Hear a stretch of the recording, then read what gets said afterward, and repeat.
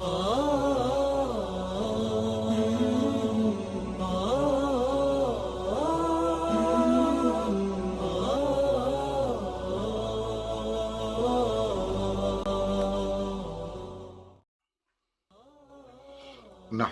ونصلي ونسلم على رسوله الكريم اما بعد فاعوذ بالله من الشيطان الرجيم بسم الله الرحمن الرحيم وَلَنَبْلُوَنَّكُمْ بِشَيْءٍ مِّنَ الْخَوْفِ وَالْجُوعِ وَنَقْصٍ مِّنَ الْأَمْوَالِ وَالْأَنفُسِ وَالثَّمَرَاتِ وَبَشِّرِ الصَّابِرِينَ صدق الله مولانا العظيم إن الله وملائكته يصلون على النبي يا أيها الذين آمنوا صلوا عليه وسلموا تسليما اللهم صل على سيدنا ونبينا مولانا محمد وعلى آل سيدنا ونبينا مولانا محمد وبارك وسلم صلاة وسلاما عليك يا رسول الله صلی اللہ علیہ وسلم۔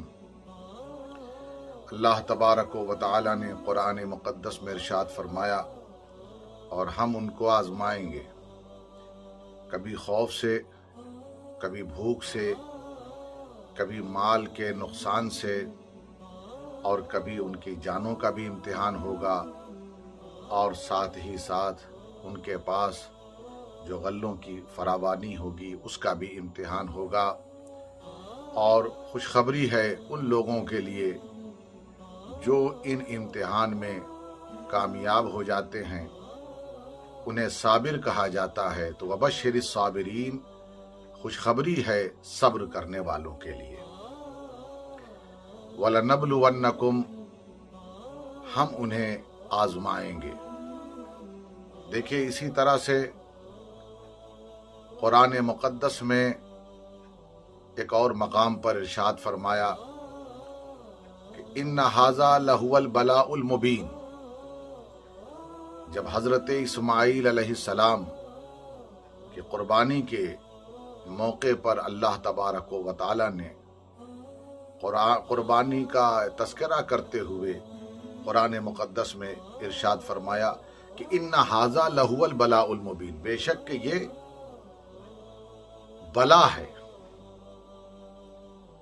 تو بلا کے معنی عربی میں وہ نہیں ہوتا جو اردو میں ہوتا ہے، یاد رکھیے گا۔ بلا کے معنی اردو میں کچھ اور ہوتا ہے، بلا کے معنی اردو میں مصیبت کو کہتے ہیں، اور عربی میں آزمائش کو کہتے ہیں کہ بے شک کہ یہ بڑی آزمائش، ان ہاذا، بے شک کہ یہ ان کے لیے بڑی آزمائش تھی، اور کھلی ہوئی آزمائش تھی، ایک واضح آزمائش تھی جو لوگوں پر بالکل ظاہر ہو گئی۔ ان ہاذا لہو البلاء المبین، اسی بلا سے جیسے ارشاد فرمایا کہ وَلَنَبْلُوَنَّكُمْ، ہم انہیں آزمائیں گے۔ تو یہ لفظ بلا، بلا کے معنی مصیبت نہیں، بلا کے معنی ہے آزمائش، یہ واضح ہو گیا آپ پر۔ اسی طرح بہت سارے الفاظ ہیں قرآن مقدس میں جو استعمال ہوئے ہیں، لیکن اردو میں اور عربی میں دونوں میں اس کا استعمال ہے، کثرت سے استعمال ہے، لیکن معنی کے اعتبار سے دونوں الگ الگ سمت پر چلے جاتے ہیں۔ ایسے ہی قرآن مقدس میں ہے لفظ فتنہ، انما اموالکم و اولادکم فتنہ، بے شک کہ تمہارا مال، تمہاری اولاد فتنہ ہے۔ اب فتنہ جو اردو میں ہے وہ اور معنی پر ہے، وہ نیگیٹو، منفی معنی پر جاتا ہے، اور عربی میں جو فتنہ ہے وہ آزمائش کے معنی میں جاتا ہے۔ یعنی اللہ تبارک و تعالی مال اور اولاد دے کر کے بندوں کو آزماتا ہے۔ یہاں تک کہ ایک مقام پر تو انسان کے پیدا ہونے کے تذکرے میں اللہ تبارک و تعالی نے ارشاد فرمایا کہ هل اتى على الانسان حين من الدهر لم يكن شيئا مذکورا، انسان پر ایک وقت ایسا بھی گزرا اس کا تذکرہ بھی نہیں تھا، یعنی اس زمانے میں اس کا کوئی ذکر بھی نہیں تھا۔ اللہ تبارک و تعالی نے فرمایا انا خلقنا الانسان، کہ ہم نے انسان کو خلق کیا، من نطفۃ امشاج، ملے ہوئے نطفے سے، نبتلیہ، यानी वही वलनबलुवन्नकुम, हम उन्हें आजमाएंगे, नबतली है ताकि हम उन्हें आजमाएं और जांचते रहें। फजअलनाहु समीअन बसीरा, और हम ही ने उस इंसान को सुनने वाला और देखने वाला बनाया है। तो यहां पर देखिए, यहां पर अल्लाह तबारक व तआला ने इस आय करीमा में नबतली है वही लफ्ज जो बला, वही लफ्ज जो वलनबलुवन्नकुम, ये सब एक ही रूट से निकले हुए हैं। तो अब आप देखें कि इसका माना क्या होता है? मुसीबत नहीं, इसका माना ये होता है आजमाइश। उसी तरह फितने का भी माना कुरान मुकद्दस में जहां आया है तो उससे मुराद आजमाइश है। और जो लोग इन आजमाइश में यानी कि इस इम्तिहान में कामयाब हो जाते हैं तो अल्लाह तबारक व तआला उस इम्तिहान के जरिए कामयाब होने वाले के जो कमालात हैं उसे जाहिर फरमा देता है। इसलिए कि इम्तिहान होता ही है कि इंसान की सलाहियतों को नुमाया करने के लिए उसकी छुपी हुई जो सलाहियतें हैं तो वो वाज़ेह हो जाती हैं, इसीलिए इम्तिहान लिया जाता है। इम्तिहान का एक मकसद ये भी होता है कि जो नाकिस उसके अंदर यानी जो नक्स होता है, जो कमियां होती हैं, वो उस पर वाज़ेह हो जाती हैं कि ये मुझ में कमी है इम्तिहान के जरिए। और कामिल की जो कामिलियत है, एक जो कमाल वाला है, उसके कमाल दुनिया पर वाज़ेह हो जाते हैं।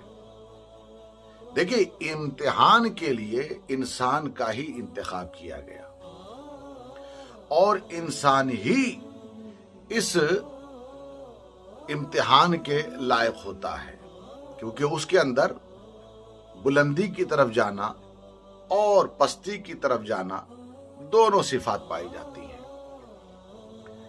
देखिए, शेर है यानी जानवर है, जानवरों में शेर है, शजर व हजर हैं। तो अब अगर मान लीजिए कि शेर है जिसे जानवरों से इम्तिहान नहीं होगा,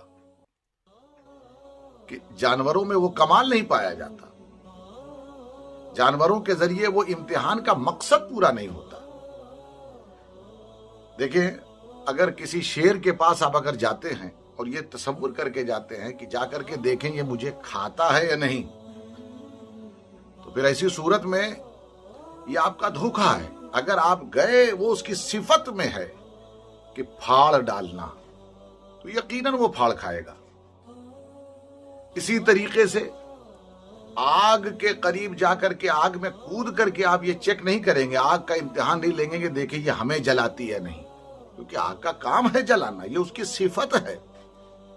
इसी तरह गहरे पानी में, और अगर आपको तैरना ना आता हो, आप सिर्फ ये सोचे कि अंदर तक जाकर के मैं उस पर खड़ा होकर के देखूं तो क्या होता है, तो अगर दरिया और गहरा पानी है और आप अपने अंदर तैरने का कमाल नहीं रखते तो ऐसी सूरत में आप नीचे चले जाएंगे, क्योंकि जहां पानी होगा तो जाहिर सी बात है कि वहां आपको गर्क होना होगा। लेकिन याद रखिएगा, इंसान की खूबी ये है कि वो जब आता है अपने कमाल की तरफ, तो यही शेर जो इंसान को फाड़ खाता है, कभी इंसान इसे फाड़ देता है। इंसान कभी अपने कमाल की तरफ आता है तो इसी शेर को अपने कंट्रोल में कर लेता है, जैसे एक वली की शक्ल में हजरत शेख अहमद जाम रहमतुल्लाह अलैह, जिन्होंने शेर को अपने कब्जे में, अपने कंट्रोल में कर लिया, जिस पर वो कभी कभी सवार भी हुआ करते थे, उसकी सवारी किया करते थे। आग जलाती है, लेकिन हजरत इब्राहीम अलैहिस्सलाम के ऊपर यही आग गुलजार हो गई। गहरा पानी गर्क कर देता है, लेकिन हजरत मूसा अलैहिस्सलाम के लिए वो रास्ता बना देता है। तो गोया अल्लाह तबारक व तआला अपने बंदों से इम्तिहान लेता है और फिर उसके बाद उनके कमाल को उसी इम्तिहान के जरिए जाहिर फरमा देता है। अब हजरत मूसा के साथ जो लोग गए, हजरत मूसा पर भरोसा करके, अल्लाह पर भरोसा करके, आप देखिए कि उनके कमाल को जाहिर कर दिया गया और वो पार हो गए, गोया वो इम्तिहान में कामयाब हो गए। इसी तरीके से हजरत इब्राहीम अलैहिस्सलाम को के ऊपर आग को, गुलजार आग को ठंडा करके حضرت ابراہیم علیہ السلام کی خلت، جو اللہ سے ان کی محبت اور دوستی، اس کو واضح کر دیا گیا۔ تو اللہ تبارک و تعالی امتحان کے ذریعے، یاد رکھیے گا، انسان کے کمال کو دوسروں پر ظاہر فرماتا ہے۔ اسی لیے وہ فرما رہا، کبھی ہم آزماتے ہیں خوف سے بھی، یعنی خوف میں مبتلا کر دیتے ہیں، کبھی بھوک میں مبتلا کر دیتے ہیں، کبھی مال کی آزمائش لیتے ہیں، اور کبھی کبھی ہم اولاد سے بھی آزمائش، کبھی جان سے بھی آزمائش۔ اور جو کامیاب ہو جاتا ہے ان کے لیے خوشخبری ہے، گویا ان کے لیے خوشخبری یہ ہے کہ ان کا شمار صابرین میں ہوتا ہے، صبر کرنے والوں میں ہوتا ہے۔ اور اللہ ارشاد فرماتا ہے ان اللہ مع الصابرین، بے شک کہ اللہ صبر کرنے والوں کے ساتھ ہے۔ تو یہ سب سے بڑی کامیابی ہے کہ انہیں اللہ کا ساتھ مل جاتا ہے، اللہ کا قرب نصیب ہوتا ہے۔ یہی کمال ہے اور یہی بندگی کا مقصد ہے۔ کمال کو اللہ تعالیٰ امتحان کے ذریعے ظاہر فرما دیتا۔ اب سوال ایک آخری بات ہے کہ سوال یہ ہے کہ اللہ عالم الغیب والشہادہ ہے، اللہ پر ہر چیز واضح ہے، کوئی چیز اس سے چھپی ہوئی نہیں ہے، جو نہا جو آیا ہر چیز کو جاننے والا۔ اب سوال یہ اٹھتا ہے کہ جب اللہ تبارک و تعالیٰ ہر چیز کو جانتا ہے تو پھر بندوں کے کمالات، ان کی صفات، ان کی خوبی خامی، ہر چیز سے وہ واقف ہے، پھر وہ امتحان کیوں لیتا ہے؟ میں نے جیسا بتایا تھا کہ وہ امتحان لیتا ہی اسی لیے ہے کہ کمال کو ظاہر کر دے۔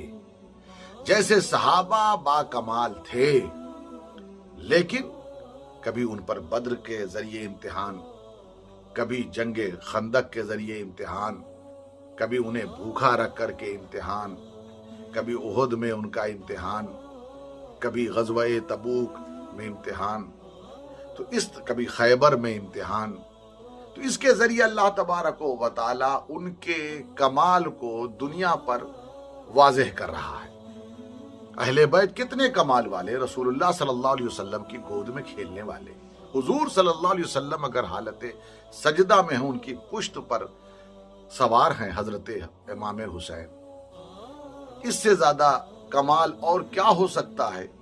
اس سے ان کی صفات، ان کی خوبی، ان کا کمال، ان کی عظمت ظاہر ہو جاتی ہے۔ لیکن پھر بھی کربلا کے میدان میں امتحان سے گزار کر کے ان کی خوبی اور ان کے کمال کا مزید اللہ تبارک و تعالی اظہار فرما رہا ہے کہ رہتی دنیا تک ان کے کمالات، صحابہ ہوں یا اہل بیت ہوں، ان کے کمالات وہ دلوں کے اندر محفوظ ہو جاتے ہیں، اور ان کمالات کا جو ہے اظہار ہمیشہ ہوتا رہتا ہے اور ہوتا رہے گا۔